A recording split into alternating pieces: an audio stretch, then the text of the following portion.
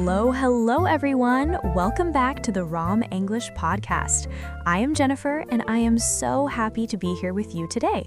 If you are watching us on our YouTube channel, thank you for coming back to learn and grow with us. And I am Michael. It is wonderful to see our community growing every single day. We love reading your comments from Vietnam to Brazil, from Turkey to Japan. Thank you for your support.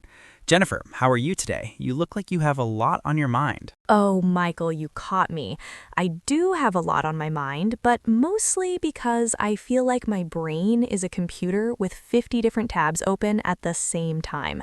I had a very frustrating morning. What happened? Tell us the story. Well, I sat down at 9 a.m. to write the outline for today's podcast.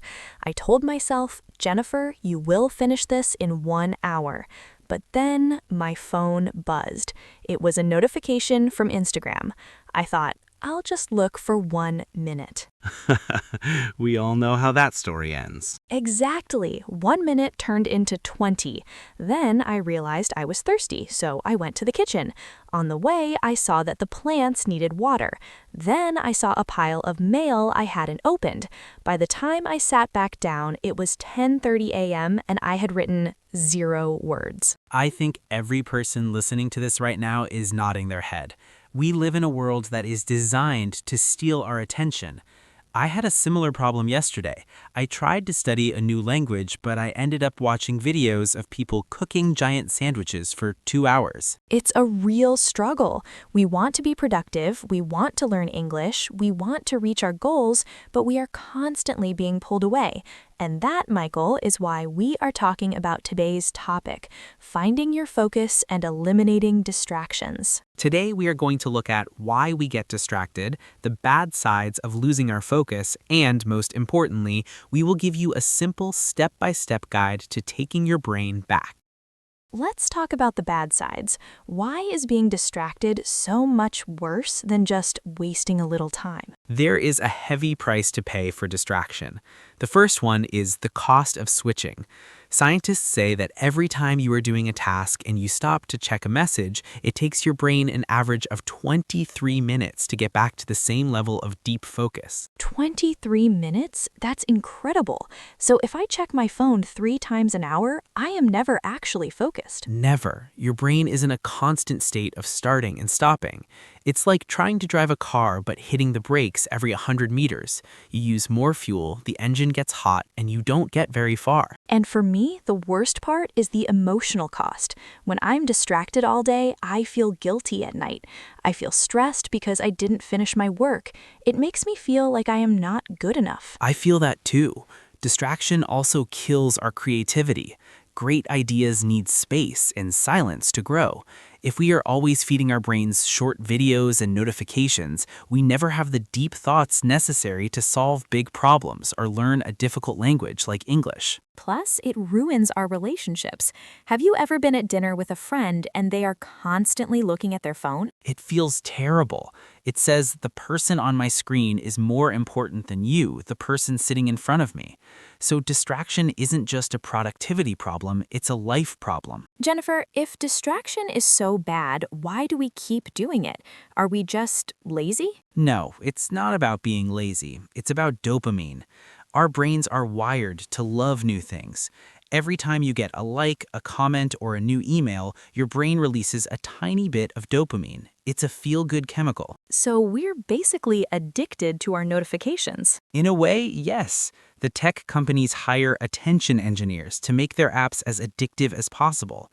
They use bright colors, infinite scrolling, and unpredictable rewards to keep us looking. We're fighting a war against some of the smartest computers in the world. That makes me feel a bit better. It's not just that I have no willpower, it's that my biology is being hacked. Exactly. But the good news is we can hack it back. We can train our focus muscle just like we train our bodies at the gym. When was the time you felt most lost in distraction? A few years ago when I started working from home, I thought this is great, I can work whenever I want. But I had no system. I would work with the TV on in the background. I would check the news every 10 minutes. I felt busy, but I wasn't getting anything done. My anxiety was through the roof because I was always half working and half playing. Half working and half playing, that is the perfect way to describe it. You never truly relax and you never truly work. Exactly. I realized that my brain was losing the ability to read a long book or have a long conversation. I was becoming a shallow person. I knew I had to change. What about you, Jennifer? For me, it was my English studies. I wanted to reach a C1 level, but I would sit down with my textbook and then ping, a notification. I would spend hours researching English tips on YouTube instead of actually practicing English. I was a procrastination researcher. I love that term. We often use learning as a way to avoid the hard work of doing. Okay, let's help our listeners.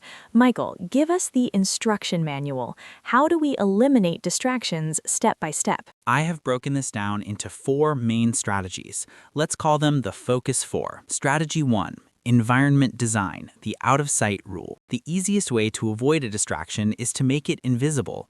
You have a limited amount of willpower. Don't waste it. If your phone is on your desk, your brain has to spend energy not looking at it. So what should we do? Put the phone in another room or put it in a drawer and lock it. If you are working on a computer, use website blockers. Make the bad habit hard to do and the good habit easy to do. Strategy 2. The Pomodoro or time blocking method. I've heard of this. It's the one with the tomato timer, right? Yes, you commit to 25 minutes of pure 100% focus. No phone, no water breaks, no talking. Just the task.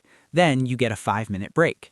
During that break, you can check your phone. I use this, but I do 50 minutes of work and 10 minutes of break. It helps because I know a break is coming. My brain doesn't feel trapped. Strategy 3. The brain dump and the to-do list. Sometimes distractions are internal, thoughts like, I forgot to buy milk, or I need to call my mom. Oh, those happen to me every 2 minutes. Keep a piece of paper next to you. When a random thought comes, write it down immediately and go back to work. Don't do the task, just dump the thought out of your brain so it stops bothering you. Strategy 4. Digital minimalism. This sounds serious. Do I have to delete all my apps? Not all of them, but turn off all non-human notifications. You don't need to know that someone liked your photo or that a game is having a sale. Only let your phone buzz if a real person is calling you or texting you for something important. Jennifer, I notice that even when my phone is away, my mind still wanders. Is there a way to train the brain to stay still? Absolutely. And the best way is meditation or mindful breathing. I know some people think meditation is boring or too spiritual. Think of it as weightlifting for your attention. When you sit for 5 minutes and focus on your breath, your mind will run away. Your job is to catch it and bring it back. Every time you bring it back, you are doing 1 repetition for your focus muscle. So the goal isn't to have a quiet mind, but to practice noticing when you are distracted. Exactly. And another great way is reading. Try to read a physical book for 20 minutes without stopping. No Kindle, no phone, just paper. It forces your brain to follow a long, slow path. This is so important for our Rom English listeners. When you listen to a long podcast like this, you are actually training your focus. You are choosing to stay with one topic for a long time. We have shared a lot of information. Let's summarize the main points for our friends. 1. Understand the cost. Distraction costs you time, creativity, and mental health.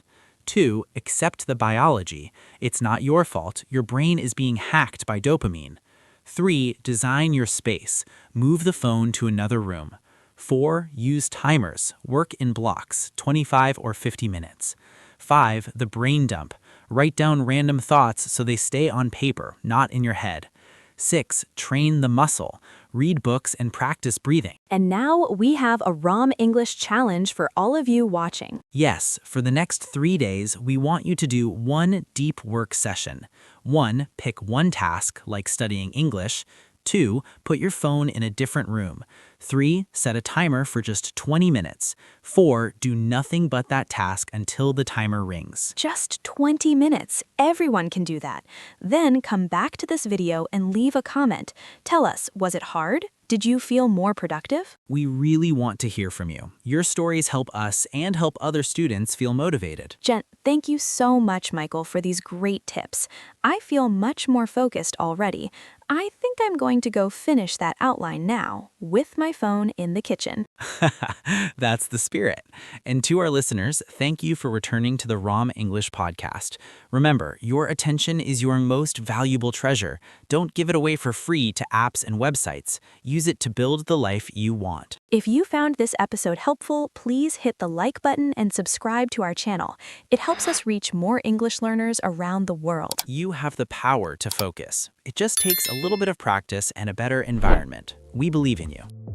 Until next time, stay focused, stay curious, and keep practicing. Goodbye, everyone. Bye-bye.